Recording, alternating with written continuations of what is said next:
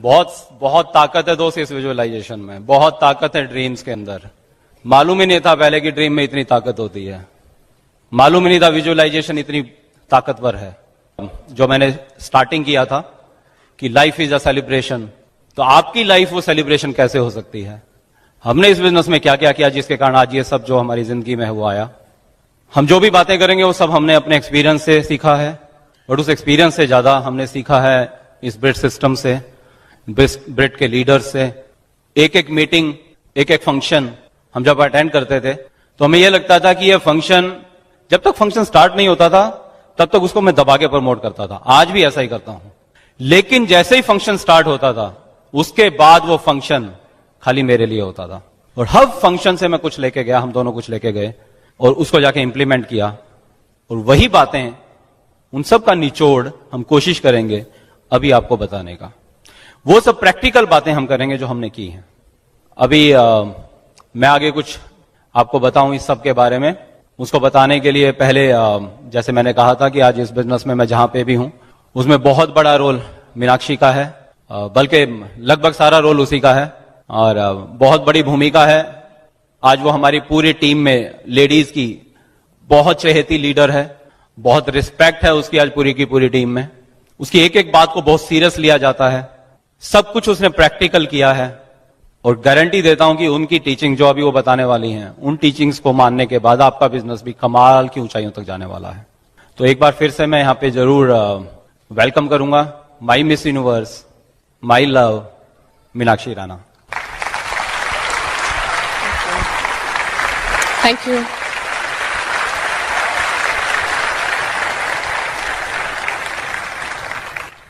एक बार फिर से नमस्कार आपको। अभी कुछ दिन पहले मेरे पास व्हाट्सएप पर एक मैसेज आया कि it's tough to be a woman because you have to think like a man and you have to act like a lady, look like a young girl and work like a horse. तो वही मैं सोच रही थी कि एक Amway business है जिसमें आप 2 से 5 साल घोड़े की तरह काम कर लीजिए, लेकिन उसके बाद जो आपके पास रिवॉर्ड्स आएंगे वो एक, जैसा अभी नंदिनी ने बताया, रानी की तरह आपकी लाइफ होगी। लेकिन आम लाइफ में आपको हॉर्स की तरह ही काम करता रहना पड़ेगा। और इस बिजनेस में बहुत ही सिग्निफिकेंट रोल है लेडीज का। सी फ्रेंड्स, अभी तक हमने आपसे ड्रीम्स की बात की है ना, हमने ये सब बताया कि हमारी लाइफ में आज क्या क्या हम एंजॉय कर रहे हैं इस बिजनेस की वजह से।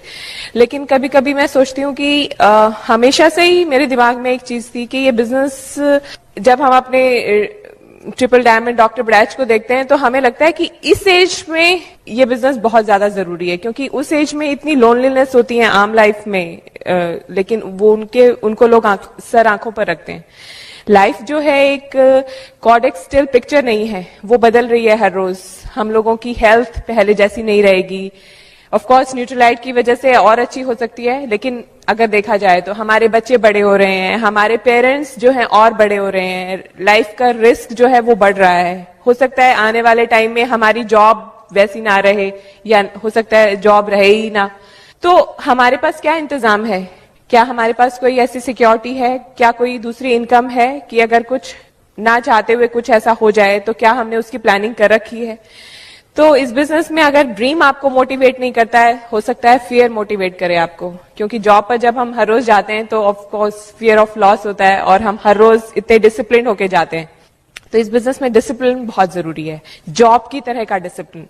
इस बिजनेस को अगर हम हॉबी की तरह करेंगे तो रिजल्ट भी हॉबी वाले ही आएंगे, लेकिन अगर हम इतने बड़े रिवॉर्ड्स एक्सपेक्ट करते हैं तो ऑफ कोर्स इसमें जो कमिटमेंट है वो भी एक, जो हम कमिटमेंट जॉब में देते हैं वही कमिटमेंट हमें यहां पर देना पड़ेगा। और लेडीज का बहुत ही खास रोल है इसके अंदर। एक तो या तो आप पार्टिसिपेटिंग पार्टनर हो सकती हैं लेडीज, या आप प्रोएक्टिव पार्टनर हो सकती हैं। पार्टिसिपेटिंग मतलब आप ओपन में गए, हस्बैंड जा रहे हैं तो आप साथ में चले गए तैयार होकर, और बस हस्बैंड के पीछे पीछे, कुछ भी अपना दिमाग नहीं लगा रहे हैं, कुछ भी आपकी इनपुट्स नहीं है। लेकिन उसके अलावा अगर आप इस बिजनेस में इस तरह के रिवॉर्ड्स चाहते हैं तो आपको पार्टिसिपेटिंग पार्टनर से प्रोएक्टिव पार्टनर बनना पड़ेगा। मतलब इक्वल पार्टिसिपेशन आपका इस बिजनेस के अंदर। आप हर चीज में अपने हस्बैंड का गोल्स के अंदर कैसे कहाँ पर क्या आपका रोल है, हर चीज में आपका पार्टिसिपेशन होना चाहिए इस बिजनेस के अंदर। और हो सकता है आपकी शुरुआत पार्टिसिपेटिंग पार्टनर की रही हो, लेकिन अब धीरे धीरे आपका नेक्स्ट स्टेप होना चाहिए कि आप प्रोएक्टिव बन जाएं। और कुछ चीजें आपको पोस्टपोन करनी पड़ेंगी, जैसे TV time, serial time postpone करना पड़ेगा, क्योंकि हमारे पास लिमिटेड टाइम है ना, 24 घंटे हैं। उन्हीं घंटों में हमें जॉब भी देखनी है, अपनी फैमिली भी देखनी है, बच्चे भी देखने हैं, ऊपर से ये बिजनेस भी है, तो हम कहाँ से निकालेंगे। तो शुरू में जो हमारे लेजर टाइम है, वो जो लेजर टाइम है, टीवी टाइम, गॉसिप टाइम, अखबार टाइम, उसको हमने इस बिजनेस के अंदर लगाना है। स्लीपिंग टाइम है ना, उसको हमने इस बिजनेस में लगाना है। और शॉपिंग थोड़ा सा पोस्टपोन करनी पड़ेगी, क्योंकि बहुत सारा पैसा कई बार हम लेडीज शॉपिंग में लगा देती हैं, और जब हस्बैंड टूल्स खरीदने वाले होते हैं तो हम उनको रोक रहे होते हैं कि क्या जरूरत है सीडी लेने की, क्या जरूरत है बुक में इन्वेस्ट करने की, ये फंक्शन की टिकट तो बहुत महंगी है। वो चीज, वो मेंटालिटी हमें छोड़नी पड़ेगी इस बिजनेस में, क्योंकि जितनी बड़ी इन्वेस्टमेंट उतने बड़े रिटर्न्स, है ना। हमेशा रिटर्न्स आपके इन्वेस्टमेंट के प्रोपोर्शन होते हैं, तो इस बिजनेस में भी वैसा है। और बहुत छोटी छोटी इन्वेस्टमेंट है। अपने मम्मी के घर जाना थोड़ा पोस्टपोन करना पड़ेगा, गर्मी की छुट्टियां होती हैं, अभी दशहरा हॉलीडेज आ रही हैं, तो हमें हमारा एजेंडा होता है कि वहां जाना है, तो थोड़ा सा उसको पोस्टपोन करिए। हमने भी ऐसे किया, और डायमंड बनने के बाद 15-15 दिन वहां पर रहकर आ सकते हैं, बढ़िया बात है। और इस बिजनेस में थोड़ा सा होता है, जब गर्मी की छुट्टियां होती हैं या वैसे भी हम लोग बाहर घूमना प्लान करते हैं कि हम बाहर छुट्टियों में जा रहे हैं। आजकल तो लोग विदेश भी घूमने जाते हैं, तो जब बच्चे मिलते हैं स्कूल में तो वो डिस्कस कर रहे होते हैं कि तुम कहाँ गए, हांगकांग गए, बैंकॉक गए। और तो हमें भी होता है ना प्रेशर, पीयर प्रेशर, कि हमारे तो बच्चे कहीं नहीं गए तो हम भी जाएंगे। लेकिन आपको ये थोड़ा पोस्टपोन करना पड़ेगा। मैं और मेरे हस्बैंड को हर 3 महीने में बाहर घूमने जाने का शौक था, लेकिन जब इस बिजनेस में आए तो हमने ये डिसाइड किया कि अब जाएंगे तो एमवे के फ्री ALS ट्रिप पर ही, और हमने वो पोस्टपोन किया। और आज आप देखिए, जब शादी हुई थी, शादी से पहले ही पासपोर्ट बनवा लिया था, क्योंकि था कि शायद मतलब हस्बैंड ऐसा मिले कि तुरंत ही मुझे फ्लाई करना पड़े, होता है ना, US चले गए, ऑस्ट्रेलिया चले गए, लेकिन वो एक्सपायर हो गया, कहीं नहीं गए। लेकिन एमवे में आने के बाद दोबारा पासपोर्ट बना, और अब वो भरने वाला है, दूसरा नया पासपोर्ट अब अटैच होगा उसके साथ। तो आप लोगों के साथ भी ये हो सकता है। और इस बिजनेस में मैं जो है वो एक लेडी स्पेस हम करते हैं, हो सकता है आपके यहाँ पर भी होता हो, क्योंकि हमने इवनिंग पेस के बारे में सुना है, जहां पे कपल्स आते हैं, लेकिन बहुत बार हमने देखा है कि बहुत सी लेडीज अकेले बिजनेस बिल्ड कर रही हैं, या उनके पास शाम का टाइम नहीं होता है, वो बच्चों में इतनी बिजी हैं, या फैमिली चैलेंज है, कुछ वो निकल नहीं पा रही। तो एरिया वाइज हम लेडीज स्पेस करते हैं, वहां पर लेडीज वहां पर आ सकती हैं। 11 से 1 बजे का टाइम होता है, या 4 से 6 बजे का टाइम होता है। तो वहां पर बेसिकली क्या करते हैं हम लोग, प्रोडक्ट्स की डेमोन्स्ट्रेशंस रखते हैं, डुप्लीकेशन क्लास लगाते हैं, उनकी ड्रीम बिल्डिंग करते हैं, उनको ऑब्जेक्शन हैंडलिंग सिखाते हैं। मतलब जो काम हम जेंट्स को सिखाते हैं वही हम लेडीज को सिखाते हैं, और उनके साथ बहुत अच्छा रिलेशन बिल्ड हो जाता है, तो और बहुत अच्छा मोमेंटम क्रिएट होता है, बहुत अच्छे PV मूव होते हैं। और इसके अंदर, इस बिजनेस के अंदर, और हस्बैंड को शुरू में जब हमने बिजनेस ज्वाइन किया था, तो मैं अपने हस्बैंड को बहुत ज्यादा टोकती थी, तुमने ये ठीक से फॉलोअप नहीं किया, तुमने सीडी ठीक से नहीं दी, तुमने इतना लंबा दिखाना शुरू कर दिया है प्लान, तुमने ये जोक भूल गए तुम। और ऐसा करते करते क्या हुआ कि मेरे हस्बैंड का कॉन्फिडेंस काफी लूज हो गया, और वो प्लान दिखाते हुए ना उनको ये लगता था कि अब ये कुछ टोकेगी, अब ये मैं ठीक बता रहा हूं कि नहीं बता रहा हूं। तो मेरी रिक्वेस्ट है लेडीज से कि आप अपने हस्बैंड की बेस्ट चीयर लीडर बनिए, उनको टोकिए मत, क्योंकि कोई भी प्लान, आपके हस्बैंड कैसा भी प्लान दिखा रहे हैं, उनकी सेल्फ इमेज ज्यादा जरूरी है बजाय कि उनका प्लान किस तरह का है। तो आप उनकी बेस्ट चीयर लीडर बनिए, उनको हमेशा एडिफाई करिए कि आप बेस्ट हैं, क्योंकि आपके हस्बैंड की अगर सेल्फ इमेज रहेगी तो आपकी इस बिजनेस में जर्नी बहुत ईजी हो जाएगी। और बच्चों को कई बार हम लोग एक्सक्यूज बनाते हैं कि हमारे बच्चे छोटे हैं, हम इसलिए ओपन में नहीं आ सकते, हम सेमिनार में नहीं आ सकते। अब मजे की बात देखिए, मेरा बेटा 2.5 महीने का था, उसको छोड़कर मैं टोरंटो गई और अब 4 महीने का है, उसको छोड़कर यहाँ पर आई हूँ। 3 महीने का था तो अलास्का ट्रिप पर थी। तो मेरा भी आपसे यही सवाल है कि आप अभी कह रहे हैं कि मेरे बच्चे छोटे हैं तो मैं मीटिंग में नहीं आ सकती, पर जब आपको इंटरनेशनल ट्रिप मिलेगा तो तब आपका एक्सक्यूज क्या होगा? मेरे ख्याल से कोई भी लेडी अपने बच्चों की वजह से वो ट्रिप कैंसिल नहीं करेगी। तो इसलिए तो ये रिवॉर्ड भी बाहर घूमने जाने का उन्हीं लेडीज को मिलने वाला है जो ये एक्सक्यूज नहीं देंगी। और बच्चे जो हैं इस बिजनेस को बनाने का कारण हो सकते हैं। इस बिजनेस में आप ये सोचिए, आज हमने अपने बेटे के लिए उसकी फ्रीडम, उसकी फाइनेंशियल फ्रीडम क्रिएट कर दी है। उसको पैसे के लिए कभी भी जॉब पर जाने की जरूरत नहीं पड़ेगी। आज हमारा हर मूवमेंट जो है हमारे बच्चों के लिए होते हैं। हम इतनी पॉलिसी लेते हैं अपना, हमारे पेरेंट्स कहते थे कि हमने पेट काट काट के तुम्हें बड़ा किया है। तो मेरे अंदर एक फीलिंग थी कि मैं कभी अपना पेट ना काटूं। मतलब अगर मुझे कुछ सूट लेना है या कुछ भी मुझे खरीदना है, मुझे अपने ड्रीम पूरे करने हैं, तो बच्चे होने के बाद इसका मतलब मेरे को अपने ड्रीम किल करने पड़ेंगे। तो ये चीज सोचकर ही मुझे डर लगता था। तो थैंक्स गॉड हमारा बेटा तो खैर आया भी डायमंड शिप के बाद है। God has a plan. तो आप इस बिजनेस को बिल्ड करिए, आपको कभी अपने ड्रीम किल करने की जरूरत नहीं पड़ेगी। और ये बिजनेस इतनी अच्छी इंश्योरेंस है आपकी फैमिली के लिए, आपके बच्चों के लिए, आपके खुद के लिए। हमारी डॉक्टर बड़ा हमें कहती हैं कि आप इस बिजनेस को बच्चे की तरह ट्रीट कीजिए। जिस तरह से जितना टाइम आप, जितने सीरियस आप अपने बच्चों के लिए होते हो, उतना सीरियसनेस आप इसको दीजिए। आप ये सोचिए आपका एक और बच्चा है ना, मान लीजिए एक और होता तो क्या करते, उसको भी पालते ना। तो इसको भी यही सोचिए और आप देखेंगे कि आने वाले टाइम में ये बच्चा आपके बच्चों को भी पालेगा और रिटायरमेंट के बाद आपको भी पालेगा।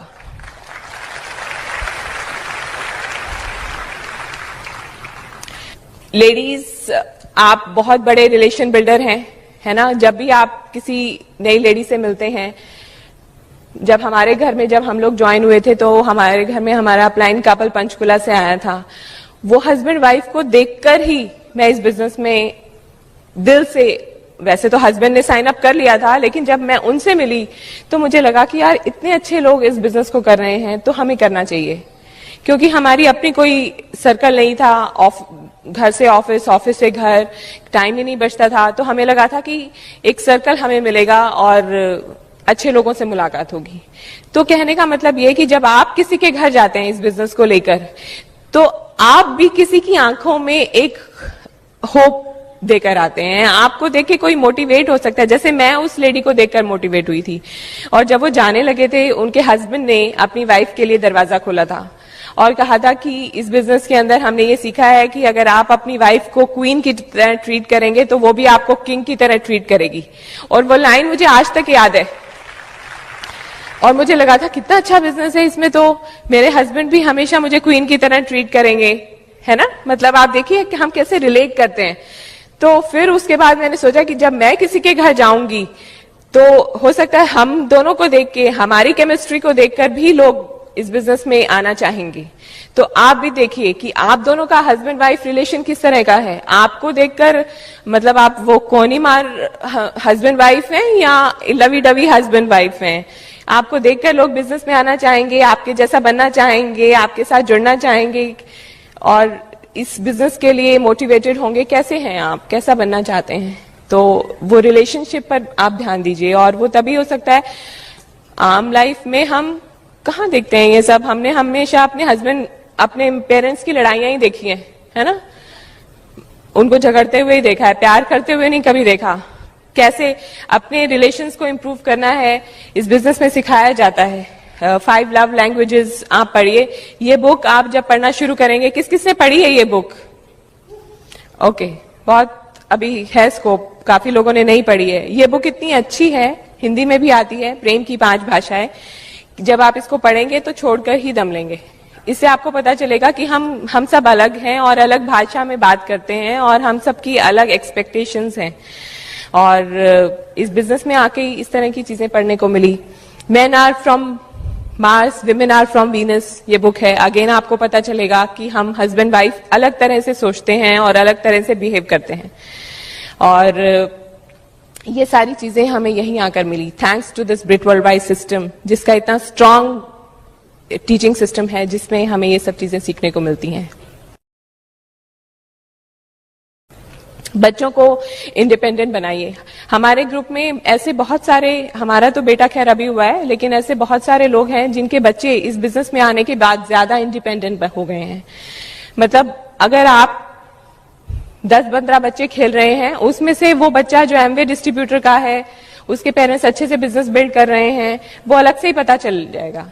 शुरू में हमारे ग्रुप में है एक फाउंडर प्लैटिनम, शुरू में उनको अपने बच्चे को छोड़ते हुए बहुत लगता था कि भाई मैं शाम को नहीं निकल सकती अपने बच्चे को।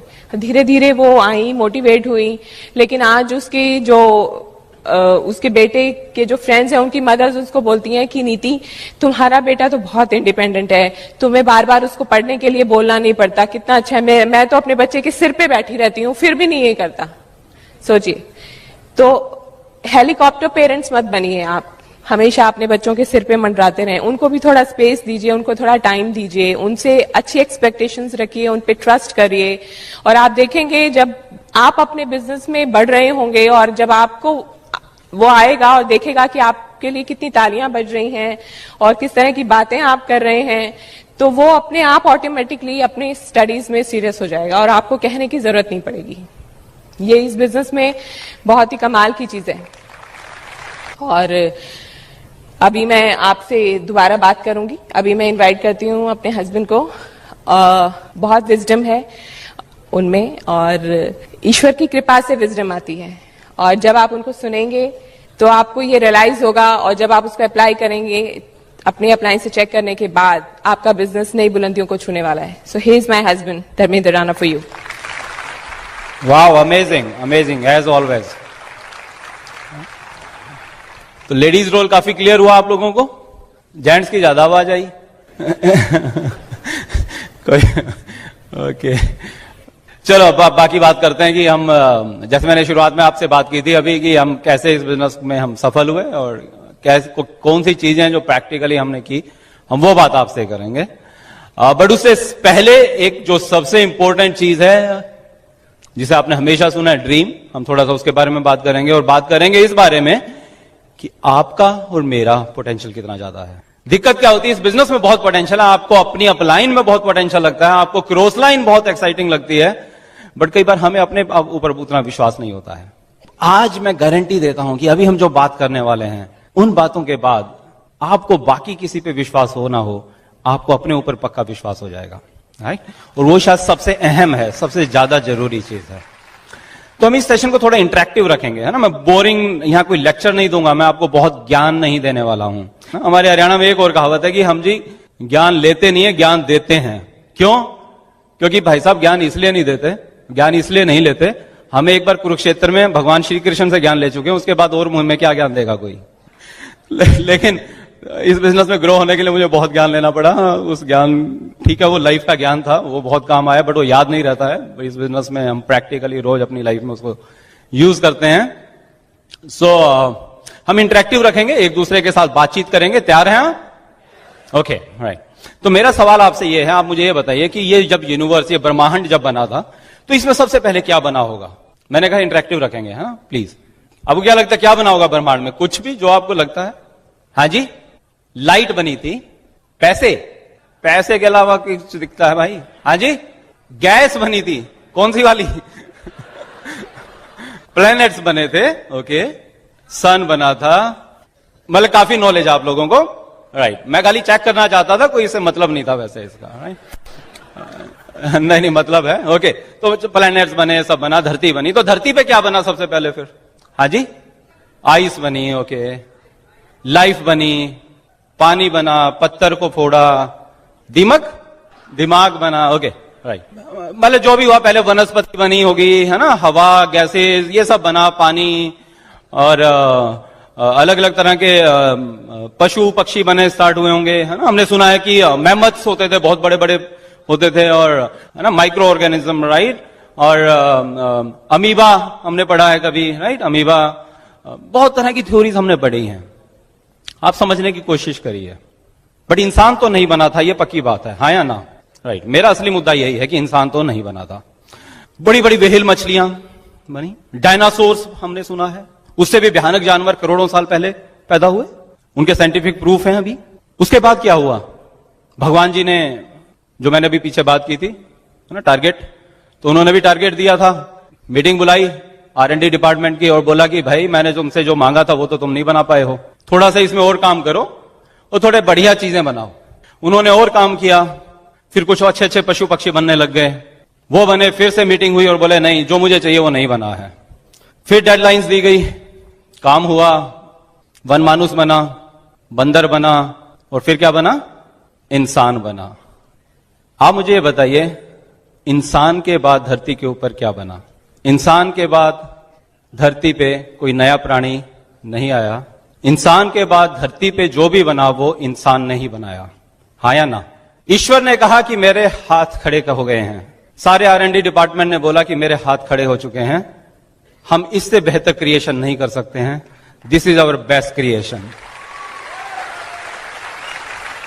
और ईश्वर ने बोला कि जो आज तक मैं कर सकता था, आज के बाद वो सब कुछ इंसान करने वाला है। हमने कहीं सुना होगा, पढ़ा होगा कि मेरा अंश तुझ में है। आज तक मैं क्रिएटर था, आज के बाद तुम क्रिएटर बन जाओगे। बट एक बहुत बड़ी विडंबना है। विडंबना यह है कि हम क्रिएटर हैं, हम रचयिता हैं, लेकिन सोच के देखिए हमने जिंदगी में क्या बनाया है। कुछ लोग ऐसे हुए साइंटिस्ट जिन्होंने चीजों को इजाद किया, जिन्होंने चीजों को बनाया। हमने क्या किया? उनको यूज किया, उपभोग किया। बट उससे भी बड़ी विडंबना तो यह है कि कितनी ऐसी चीजें हैं जो किसी ने बना तो दी, लेकिन हम उसको यूज तक नहीं कर पाते हैं। और कहते, दोष किसे देते हैं? हे ईश्वर, मेरे हालात, मेरा परिवार, मेरा समाज ये कैसा किया कि मैं ये सब यूज नहीं कर पा रहा हूं। तो अगर कोई रचयिता है तो हम क्या हैं? हम भी रचयिता हैं। किसी ने हवाई जहाज बना दिया, हम हवाई जहाज में बैठे नहीं हैं। किसी ने मर्सिडीज गाड़ी बना दी, हम मर्सिडीज में कभी बैठे नहीं हैं। हम गाड़ी में ही नहीं बैठे हैं, शायद कभी, शायद ऐसी ट्रेन में ही नहीं कभी मैं गया था। दोस्त, आपको पता लगना चाहिए कि आपका पोटेंशियल क्या है। आपने चिड़िया को देखा सुबह उठते ही क्या करती है? क्या करती है चिड़िया सुबह उठते ही? घोंसले में से निकलती है, हाँ जी, अंगड़ाई लेती है, पेस्ट करती है, ग्लिस्टर करती तो अच्छे पीवे बन जाते हैं। क्योंकि इंसान नहीं समझता है, तो पशु तो बहुत सीधा है, वो तो समझ जाता। घोंसले से निकलती है, क्या करने जाती है? दाना चुगा लेने। आप और मैं क्या करते हैं सुबह उठते ही? अंगड़ाई लेते हैं, पेस्ट करते हैं, कहां निकल जाते हैं? दाना चुगा लेने के लिए निकल जाते हैं। चिड़िया बेस्ट क्रिएशन नहीं थी, लेकिन ये बेस्ट क्रिएशन है, सर्वश्रेष्ठ कृति। चिड़िया शाम को क्या करती है? वापिस अपने घोंसले में आती है। हम क्या करते हैं? द बेस्ट क्रिएशन क्या करती है? वापिस अपने घोंसले में आती है। बट फिर से विडंबना है, वो चिड़िया तो अपने घोंसले में आते आए, हम में से बहुत से लोग तो किराए के घोंसले में वापस आते हैं। The best creation, the best creation. वो बच्चे पैदा करती है, हम क्या करते हैं? हम भी बच्चे पैदा करते हैं। वो उन्हें पालती है, हम भी उन्हें पालते हैं। फिर उनके बच्चे बड़े हो जाते हैं, फिर वो अपना घोंसला बनाते हैं, फिर हमारे बच्चे बड़े हो जाते हैं, वो घोंसला बनाते हैं। क्या डिफरेंस हुआ दोस्त? क्या आपको लगता है जब ईश्वर हमें देखता होगा तो कहता होगा चौड़ी छाती करके, क्या कहता होगा? थैंक्स, मैंने तुम्हें बनाया। या उसको थोड़ा सा दुख होता होगा कि देख यार, मैंने जो अपना पोटेंशियल, जो अपना अंश इसमें छोड़ा था, उसने उसको यूज ही नहीं किया, ये वापिस आ गया। दोस्त, आपको अपना पोटेंशियल समझना होगा। आप में से कोई ऐसा शख्स है जिसके 2 बच्चे हैं, जो 7, 8, 10, 12 साल के आसपास? ओके दोस्त, क्या नाम है आपका? सुधीश जी। कितने बड़े बच्चे हैं आपके? 10 साल की और 13 साल की बेटी है। बैठ जाइए आप। राइट, 13 साल की बेटी आप ऑफिस से घर पे आए और बोली कि पापा पापा आज लैपटॉप चाहिए मुझे। आपने बोला बेटा लैपटॉप क्या करेगी, क्या जरूरत है, अभी तुझे बड़ी हो जा, अभी जॉब में जाएगी तब लैपटॉप मिल ही जाएगा, कॉलेज में जाएगी तब मिल जाएगा, अभी क्या करना है तुझे लैपटॉप लेके? पापा नहीं, मुझे तो लैपटॉप लेना है। बेटा देख, मेरी इतनी सैलरी नहीं है, लैपटॉप बहुत महंगा आता है, मेरे पास ही ऑफिस का लैपटॉप है, अभी मैं भी नहीं खरीद पा रहा हूं, है ना? क्या करेगी लैपटॉप का? पापा देखो, मुझे तो लैपटॉप चाहिए। अच्छा चल, चाय पी लेता हूं मैं, चाय बना अच्छी सी, और उसके बाद मैं आपसे बात करूंगा। आपने चाय पी और वो वेट करिए कि कब आप कप खाली करके रखें, और वो एकदम उसने, पापा लैपटॉप चाहिए है। बेटा तुझे क्या हो गया आज? तो बहुत अच्छी बेटी है, किस लिए लैपटॉप चाहिए है? पापा बस मुझे तो लैपटॉप चाहिए, कुछ भी करो। बेटा जा, चल अभी खाना वाना खाएंगे, अभी मैं थका हूं, उसके बाद बात करते हैं। आपने खाने की टेबल पे बैठे और आपने देखा कि बेटी तो है नहीं वहां पे। बोला क्या हुआ जी, कहाँ है बेटी? बोले ये तो लैपटॉप मांग रही है और कह रही है मैं खाना नहीं खाऊंगी जब तक लैपटॉप नहीं मिलेगा। बोले देख तेरे को पता है मेरा फिर गुस्सा, वो तो बेटी है, तू ही समझाया। वाइफ अंदर गई, वापिस आती है, बेटी तो नहीं मान रही जी, वो तो लैपटॉप चाहिए उसको। अच्छा मुझे ही समझाना पड़ेगा? आप ऐसा नहीं करते होंगे, नहीं? बट मेरे फादर तो ऐसे ही करते थे भाई, ऐसे ही समझाते थे कमरा बंद करके। 5 मिनट में समझ जाता था मैं, और 2-3 बारी के बाद तो कमरा बंद ही नहीं करना पड़ता था, पापा के पैर आए और मैं समझ जाता था। और आप गए और आपने चिटकनी लगाई और बेटी समझ गई, बोली पापा लैपटॉप नहीं चाहिए। आप वापिस आए अपनी विजय पे मुस्कुराते हुए, आपने खाना खाया और रात को सोए तो कुछ मजा सा नहीं आया वैसे, है ना, कि यार एक छोटी सी चीज थी, मैं शायद दे नहीं पाया उसको। खैर बात आई गई हुई, आप अगले दिन ऑफिस चले गए और 2-3 दिन बाद दोबारा से जब ऑफिस से आते हैं, देखा कि आज आपका बेटा जो इस टाइम बाहर खेल रहा होता है वो तो घर में है और बोलता है पापा पापा लैपटॉप चाहिए है। अरे इस घर में ये क्या हो गया यार, सबको लैपटॉप लैपटॉप लैपटॉप। क्या करना है तूने लैपटॉप का? पापा बस चाहिए मुझे लैपटॉप। अच्छा मुझे चाय पीने दे पहले। पापा नहीं चाय बाद में, पहले लैपटॉप चाहिए है। अच्छा चाय बना के ला। नहीं चाय तो नहीं बना के लाऊंगा, लैपटॉप चाहिए पहले मुझे। देख उस दिन तेरी बहन ने भी मांगा था, बहन का मुझे नहीं पता, मुझे तो लैपटॉप चाहिए है। पापा ने चाय पी और बेटा आपके आंखों की तरफ देखे जा रहा है, चेहरे की तरफ देखे जा रहा है। पापा प्लीज लैपटॉप चाहिए पापा, प्लीज पापा, पापा प्लीज लैपटॉप चाहिए पापा। नीचे लेट गया जमीन के ऊपर। आप कहते हैं पापा बेटा मैं अफोर्ड नहीं कर सकता, मान जा, छोटा है तू, अभी क्या करना है तूने? तेरे लिए वो 2000 रुपए का एक खिलौने वाला लैपटॉप आता है वो लेके आ जाता हूं। नहीं पापा असली वाला चाहिए मुझे। अच्छा खाने के बाद बात करेंगे। टेबल पे पहुंचे तो देखा बेटा नहीं है आज टेबल पे। क्या हुआ? बोला जी वही उसी मुद्रा में। तेरे को पता ही है मेरा? हाँ पता है जी मुझे, तो इतने सालों से तो पता लगी गया आपका, बस का कुछ है नहीं, यही कर सकते हो। गए अंदर कमरे में, चिटकनी लगाई, बेटा तो रौद्र रूप उतना ही, पापा लैपटॉप चाहिए। बोला तुझे पता है फिर मैं कैसे समझाता हूं? पापा गर्दन काट दो पर लैपटॉप तो चाहिए।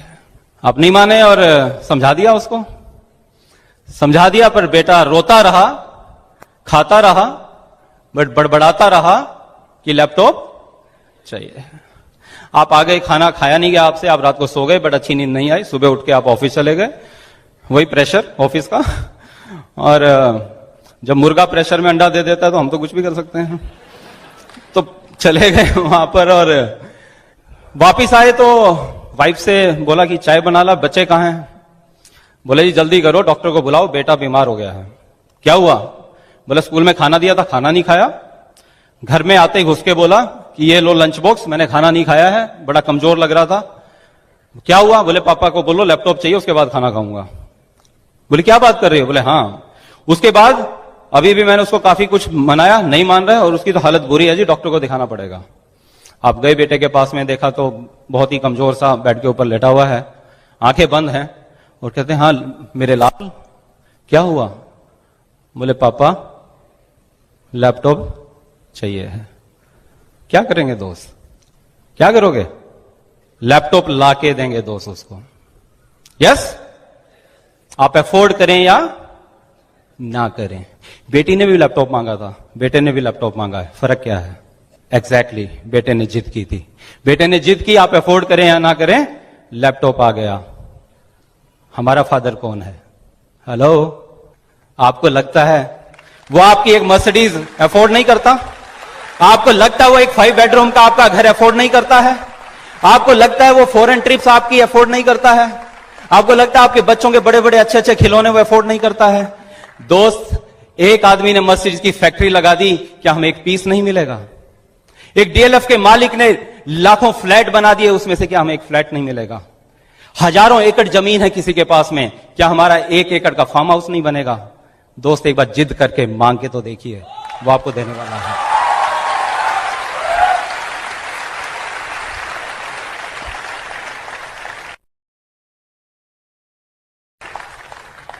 चार ना सुनते हैं, अपना पोटेंशियल तो भूल जाते हैं, बट जिसके आगे रोज जाके मत्था टेकते हो उसको भी भूल जाते हो, उसके पोटेंशियल पे शक करने लग जाते हो।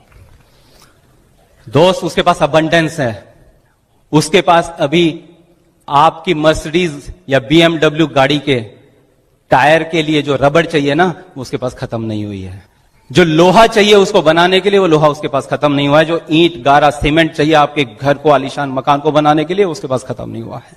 अगर खत्म भी हो गया तो आपकी जिद के आगे वो दोबारा से पैदा कर देगा उसको। लेकिन पहले आप इस बात को समझे तो जरूर। बहुत ताकत है दोस्त आपके अंदर, आप क्रिएटर हैं। मैं जो आज आपसे बात कह रहा हूं, ये मैं खुद समझा, इसलिए आज आपको बता पा रहा हूं। आज सीरियसली, आज जिंदगी में पिछले 8-10 साल में जो चीज भी सोची थी, वो चीज हमारे सामने आ गई, वो चीज पैदा हो गई। तैयार हैं आप अपने सपने पूरे करने के लिए? आज के बाद अपनी जिद नहीं छोड़ेंगे, डायमंड जाके रहेंगे। बहुत आसान है दोस्त, आप अपनी जिद मत छोड़िए। 6 प्लैटिनम ऐसे आ जाएंगे आपके सामने, आपको लगेगा कि जितनी आज तक मेहनत की थी, वो सब मेहनत का रिजल्ट हमें मिल गया है, लेकिन आपको लगातार करना पड़ेगा।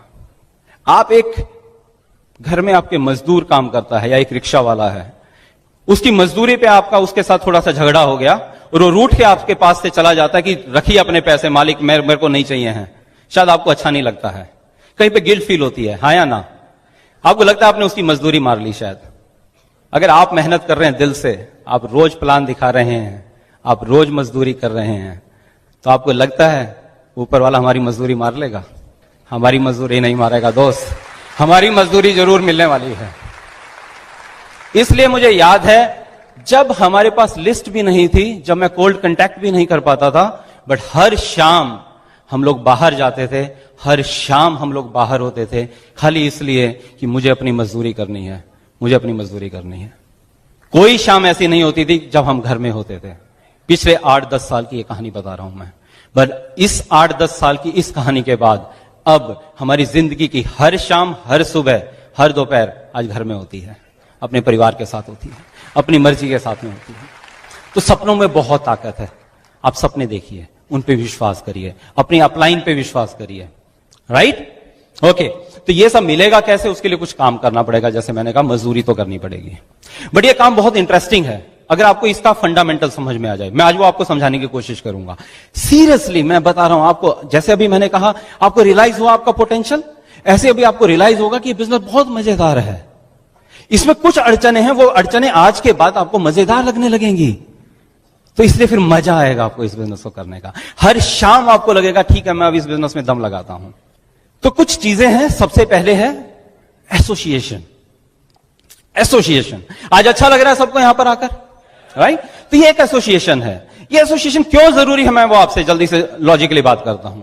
आपने देखा कई बार वो एक कूड़ा बीनने वाला बच्चा होता है और वो कूड़ा बीनता है और उसके हाथ में एक रस्सी होती है, उस रस्सी के कोने पे एक मैग्नेट बंधी होती है और वो भागता जाता है मस्ती में गाना गाता हुआ, और थोड़ी दूर जाने के बाद वो मैग्नेट को उठाता है। उस मैग्नेट के चारों तरफ कुछ लोहे के कण लग जाते हैं, कुछ कील, कुछ इस तरह की चीजें लोहे की चिपक जाती है, मेटल की। उनको उसमें से उतारता है, अपनी थैली में डालता है और फिर आगे चला जाता है। देखा है आपने कभी ऐसा? ओके, तो शाम तक क्या करता है, अपनी पूरी थैली भर लेता है और जाके कबाड़ी पे बेचता है और उसके कुछ पैसे कमा लेता है।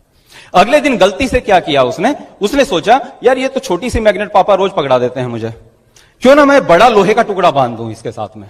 तो एक बड़ा सा लोहे का टुकड़ा बांध लेता है, लेकिन वो मैग्नेट नहीं है और वो शाम तक भागता रहता है, शाम तक भागता रहता है, उसके साथ कुछ भी नहीं चिपकता। क्यों नहीं चिपकता? क्योंकि उसमें मैग्नेट नहीं है। जब तक मैग्नेट नहीं है वो अट्रैक्ट नहीं कर सकता। धर्मेंद्र राणा 5 साल भागता रहा, लोहे का टुकड़ा था, कुछ नहीं चिपका। मुझे लगा क्या बात है, शायद इस बिजनेस में दम नहीं है, शायद इन प्रोडक्ट्स में दम नहीं है, लोग नहीं मानते हैं।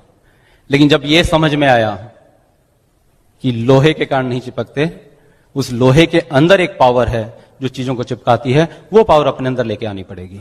मुझे मैग्नेट बनना पड़ेगा। मैग्नेट कैसे बनती है? बचपन में याद है हम लोग ज्योमेट्री बॉक्स लेके जाते थे और ज्योमेट्री बॉक्स के अंदर एक मैग्नेट छोटा सा रख लेते थे। कई बार किया आप लोगों ने कुछ ऐसा? और वो मैग्नेट हम फिर क्या करते थे, हमारी प्रकार जो एक कंपास के साथ में ऐसे रगड़ते थे। किस किस ने किया ये? और उसके अंदर क्या आता था, थोड़ी सी मैग्नेटिक पावर आ जाती थी और फिर उसके साथ हम ब्लेड को चिपकाते थे। ऐसे करते थे, ब्लेड चिपकता था। लेकिन थोड़ी देर के बाद क्या होता, तो मैग्नेटिक पावर खत्म हो जाती, तो ब्लेड चिपकता नहीं था। अच्छा, फिर हम कोशिश करते थे, कई बार दोबारा से मैग्नेट रगड़ते थे, थोड़ी ज्यादा देर तक उसमें ज्यादा मैग्नेट आती थी तो दूर से ब्लेड को खींच लेता था। फिर कई बार क्या करते थे, हम ज्योमेट्री बॉक्स को भी उससे खींचने की कोशिश करते थे, बट ज्योमेट्री बॉक्स उसमें नहीं खींचता था क्योंकि ज्योमेट्री बॉक्स ज्यादा हैवी था, उसमें मैग्नेटिक पावर उतनी नहीं थी। इस बिजनेस में भी ऐसा ही होता है। जैसे ये क्या होता है, आप एक मीटिंग में गए या आपने एक सीडी सुनी, किसी फंक्शन में गए, आपके अंदर थोड़ी सी मैग्नेटिक पावर आ जाती है। क्यों? क्योंकि आप उन लोगों को सुन रहे हैं जिनके अंदर मैग्नेटिक पावर है, उनके साथ रगड़े, थोड़ा सा एसोसिएशन मिला, आपने मैग्नेटिज्म आया और आपने फिर धीरे धीरे लोगों को अट्रैक्ट करना शुरू कर देते हैं। बट वो हल्के फुल्के ब्लेड जैसे लोग आ जाते हैं।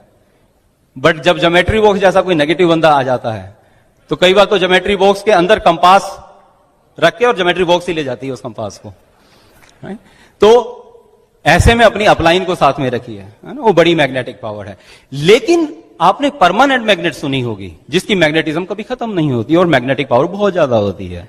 वो कैसे आती है? जब उसको बहुत दिनों तक, बहुत टाइम तक लगातार मैग्नेटिक फील्ड में रखा जाता है, जब उसको इलेक्ट्रिसिटी सप्लाई की जाती है लगातार, तो उसमें इंड्यूस हो जाती है वो मैग्नेटिज्म और वो फिर धीरे धीरे धीरे परमानेंट मैग्नेट बन जाता है और वो मैग्नेटिज्म कभी खत्म नहीं होती, बट अनइंटरप्टेड पावर सप्लाई दी जाती है काफी लंबे समय तक।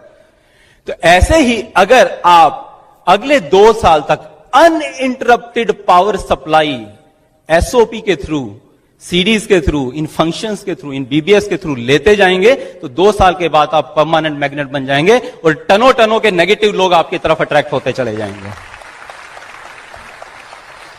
मुझे नहीं पता आप में से कितने लोगों की एसओपी प्रोग्राम है, बट अगर नहीं है और इस बिजनेस में कामयाब होना चाहते हो तो जो लॉजिक मैंने बताया उसको समझने के बाद आज काउंटर से एसओपी करवाए हुए बिना यहां से मत जाइएगा, राइट? और कुछ जब भी किसी फंक्शन में कुछ सीडीज एक्स्ट्रा खरीद के लेके जाएं, वहां से कुछ बुक्स वहां से लेके जाएं।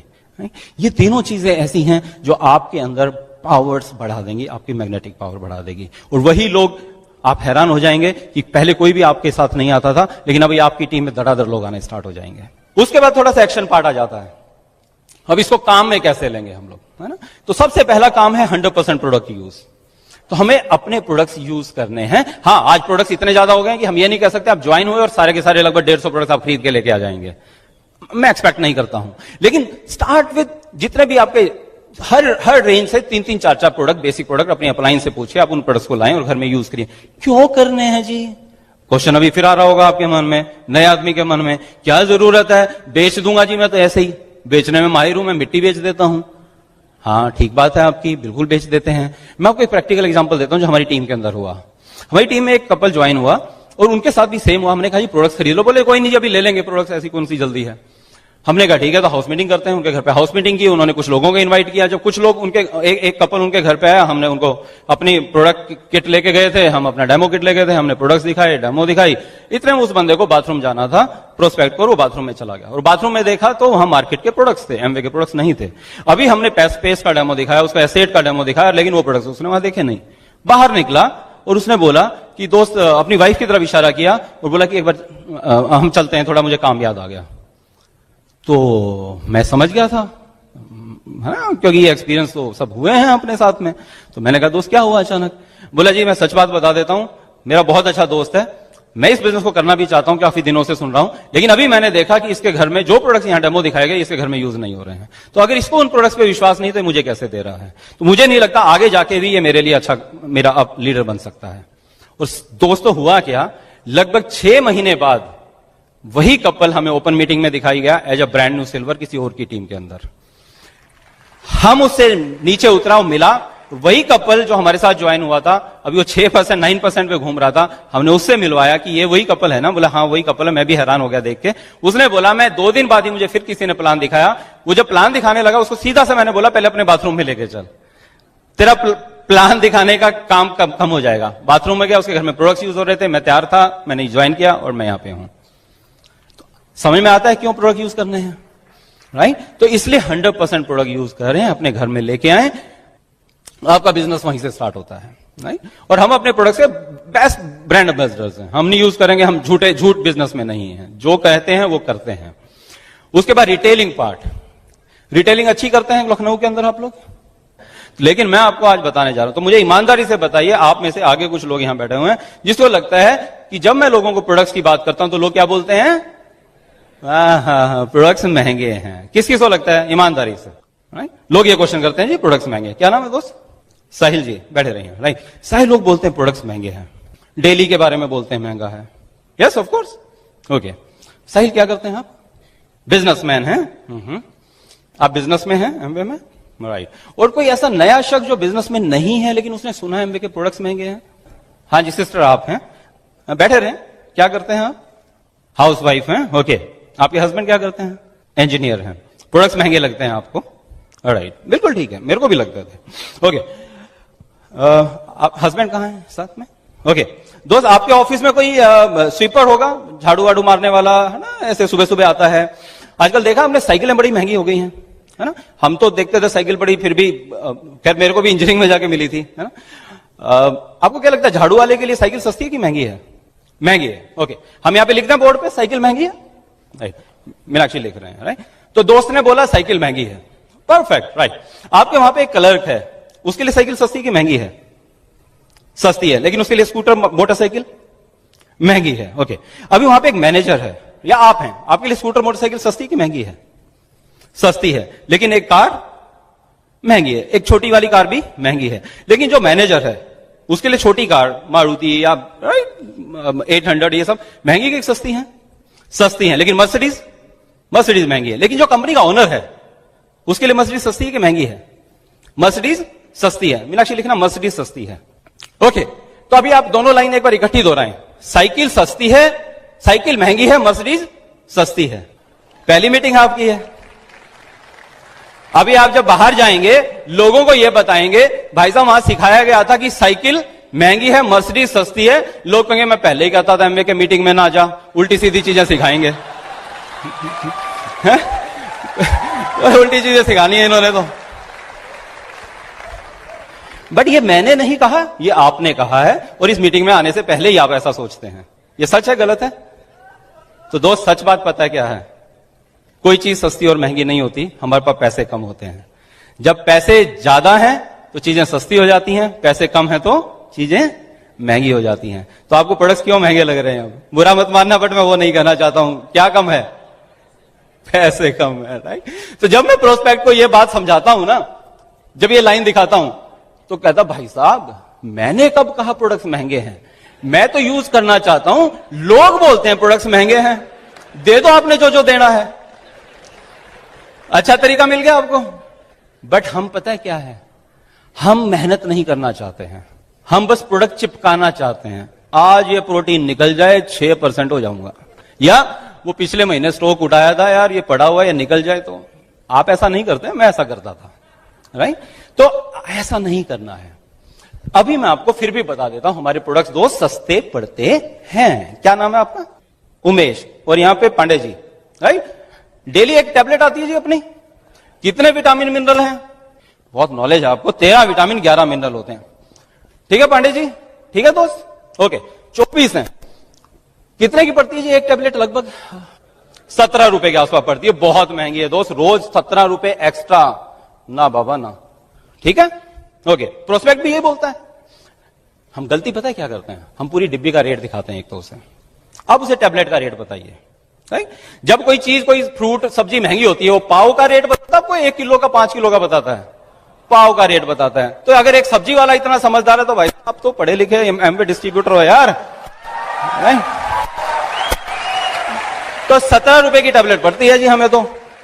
अभी आपने क्या देखा? 13 विटामिन 11 मिनरल, ओके।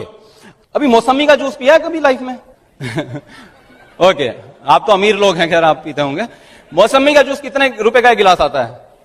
30 रुपए का आता है, चलो मान लिया। कितने विटामिन है? एक, कौन सा? विटामिन सी, एक थोड़ा मोटा और बाकी कुछ होते होंगे, ओके। तो 30 रुपए का एक गिलास है, एक विटामिन मिनरल है उसमें। अनार का जूस कितने का आता है? और अच्छा, जिंदगी में पिया है कभी? बहुत अमीर लोग हो यार। अभी तो बल्कि बड़े चुटकुले आ रहे थे कि अगर टमाटर ही खा रहे हो तो मतलब बहुत रईस आदमी हो ना। ओके, तो 50 रुपए का आता है जी, और 6 से 8 तरह के उसमें विटामिन मिनरल होते हैं। Perfect, right. अच्छा मुझे बताइए कि ये बिल्कुल उसी टाइम संतरा और ये मौसमी टूट के उसी टाइम जूस निकाला जाता है? नहीं होता है, ओके।